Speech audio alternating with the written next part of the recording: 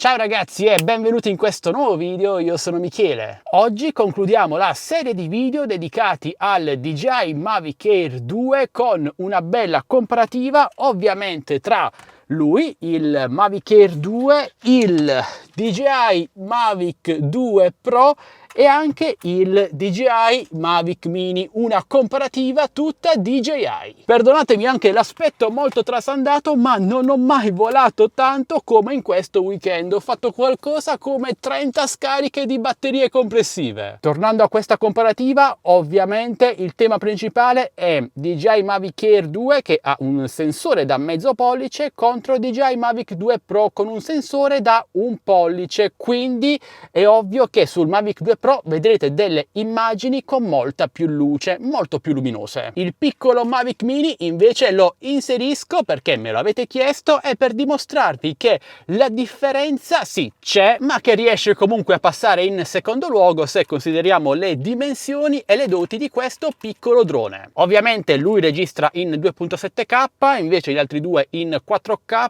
il Mavic 2 Air a 60 fps e il Mavic 2 Pro a 30 fps. Questa comparativa è stata effettuata registrando con tutti i droni a 30 fotogrammi al secondo. Ora vi lascio alle immagini, ditemi voi cosa ne pensate, quale preferite di questi tre droni, perché, quale comprereste o quale avete già comprato. Beh, insomma, parliamone insieme qui sotto nei commenti. E se volete acquistare questi droni vi lascio tutti i link con eventuali coupon qui sotto in descrizione video, insieme ai link per il nostro canale Telegram delle offerte Tech Best Deals e il nostro gruppo Facebook ufficiale Droni e Tecnologia Italia. Entrate, vi aspetto, buona visione a tutti, ciao ragazzi!